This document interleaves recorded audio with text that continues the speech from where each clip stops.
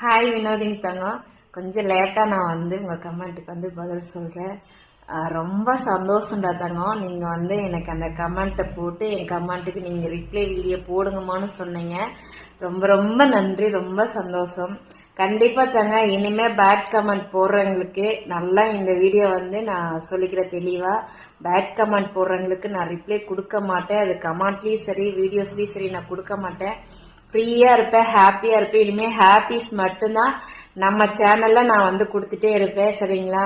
வினோதினி பண்ண கமெண்ட் என்னன்னு சொல்லி நீங்க எல்லாருமே என்னடா அம்மா அப்படி சொல்றேன்னு பாப்பீங்க. நான் ஸ்கிரீன்ல நான் ப்ளே பண்றேன். ஸோ கண்டிப்பா பாருங்க.